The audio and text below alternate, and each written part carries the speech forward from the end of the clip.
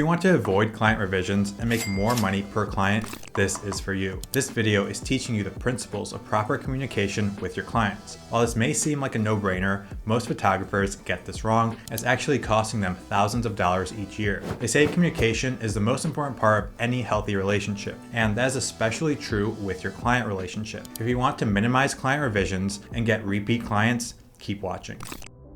If this is your first time here, my name is Chris Pieta. I teach creative business and product photography. Okay, so communication. Right off the bat, this is something I don't hear anyone talking about. We all know how important sales and marketing both are in the client acquisition process. But once you actually land a client, it doesn't end there. There are still two things that should be happening. One is something everyone does. You need to fulfill on your promise to the client. Did they agree to buy 10 product photos from you? Well, great. Time to deliver on those. This is your fulfillment pipeline. Obviously, I don't have to tell you that once someone pays for your service, you need to provide it. But the second thing that happens, and something most photographers don't really pay attention to, is the customer experience. Customer experience is king, and it all begins with good communication. At the start of the video, I told you that you're leaving thousands of dollars on the table because you're not communicating properly. Let me explain exactly where you're losing this money. A good customer experience will minimize revision, meaning that you'll have a lot more time to focus on more projects. And not just that, a good customer experience also leads to repeat clients. Once you acquire a client,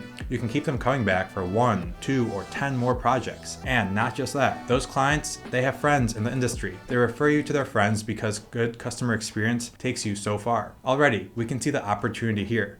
But I'm not done yet. A good customer experience gives you better case studies. Better case studies mean better results, meaning you can charge more for new clients, and gaining new clients becomes easier. And I'm not done yet. A good customer experience gives you better testimonial. Now you have great social proof. Social proof means so much in today's online landscape. And I'm not done yet. Last but certainly not least, a good customer experience makes it way more likely that a client will agree to work with you on a retainer basis. A retainer can be a year-long agreement that easily exceeds 5 figures, and it may even be enough to pay you a modest salary. Now you can see how a good customer experience is directly linked to a huge increase in revenue in your business. If your goal is to make 6 figures this year, this is a non-negotiable. Now you're asking, Chris, how can I provide my clients with a great customer experience? Well, this is one of the hardest things to do, and there are a lot of moving parts here, but we're starting with the easiest thing, good communication. What is good communication? Good communication starts the minute the client signs a contract to work with you. I'm not walking through cold email or sales calls here. I have other videos on that, as well as my upcoming program, Creative Biz Launch. Waitlist is now open for that. Link is in the description below. This video is talking about everything that happens after you already acquire the client. So as soon as the client signs a contract to work with you, they should hear from you as soon as possible. Now, you do this through a manual email or an automated email. The shorter the time between them signing the contract and them hearing from you, the better the customer experience. Once they've signed that contract, you need to reinforce their decision to buy from you. They just spent a lot of money hiring you. You need to ensure that they made the right choice. Believe it or not, the client is already deciding whether or not they want to work with you again. Just think of the companies that you spend your money on. Amazon sends you an email right away saying that they're working on getting your order ready to ship. If you order food off a delivery app, they let you know that the restaurant is preparing your food and when it's on the way. Take the same approach with your creative business. You need to send the client an onboarding email right away. The onboarding email will welcome them. You should have a couple sentences welcoming them, a sentence or two explaining what the process is going to look like moving forward, as well as some sort of way to actually onboard them.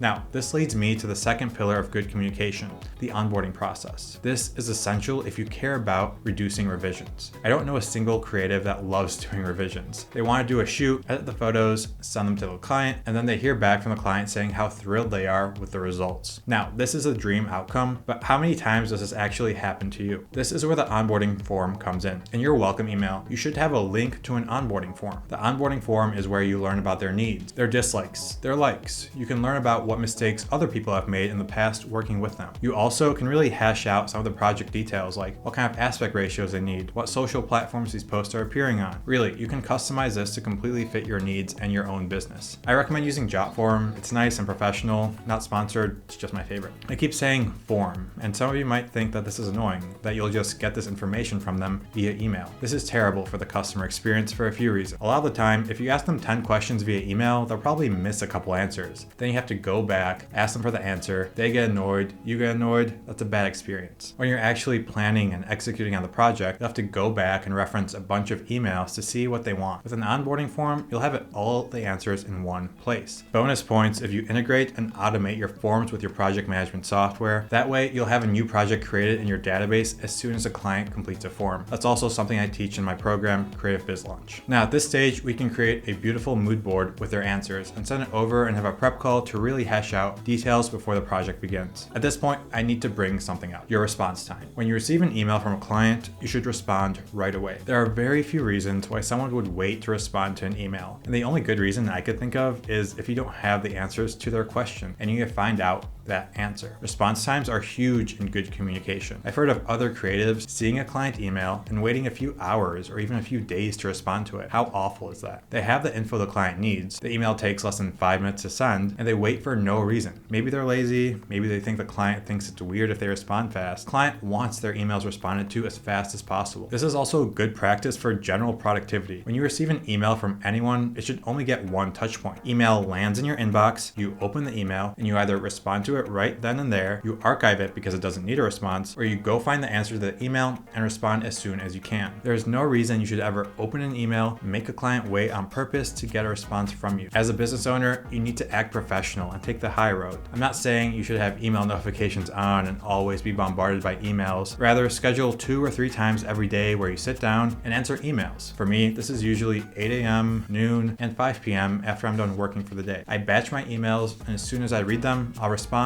or archive them. In this scenario, the client always hears back from me on the same business day unless they email me after business hours. Now, the same thing goes for delivering photos. I've heard of people completing a project in 3 days and waiting until day 5 to send the client the photos because that's what they said their turnaround time is. If the photos are ready, why would you wait? If you told the client 5 days and deliver them in 3, the client will have a great customer experience. You just exceeded their expectation. Do you know how powerful that is? When they refer you to people, they'll rave about how impressed they were. This leads to better testimonials, better case studies, better everything. Okay, at this point, it's probably ingrained in your head to have good communication. But how do we actually communicate via email? What should be inside of our emails to most efficiently communicate with our clients? There's really only 2 reasons most of us are sending emails inside our business. We need to inform the client of something, or we need to ask the client of something. Knowing this fact, let's make sure that we do one thing. We write our emails for clear communication. Emails are not the time to show off your expansive vocabulary. I don't care if you're an English major who's now a business owner, email is not the time to start using huge words. The goal of email is good communication.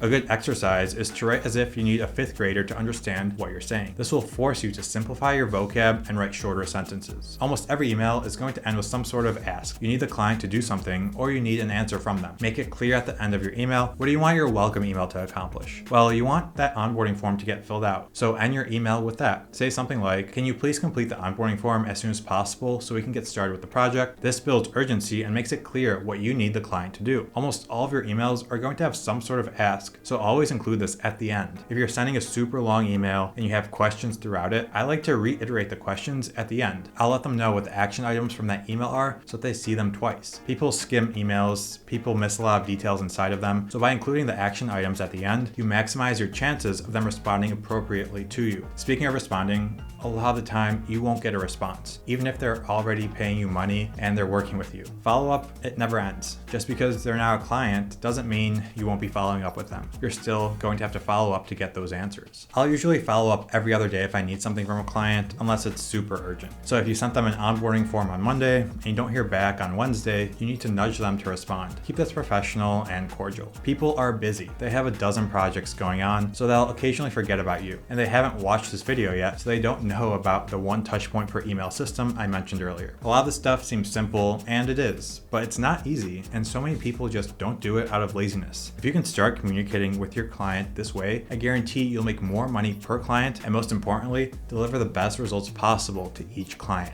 Now, if you need more info about this stuff, if you want templates for dozens of different client interactions with exactly what to say, or if you want to learn how to automate parts of this process, like when a client fills out their onboarding form, they automatically get a link to schedule a prep call, and a project automatically pops up in your project management software with all those answers from the onboarding form, well, I teach this stuff in depth in Creative Biz Launch, my upcoming program. The waitlist is live. The link for that is down below. That's all I got today. My name is Chris Pieta, and I'll see you next time.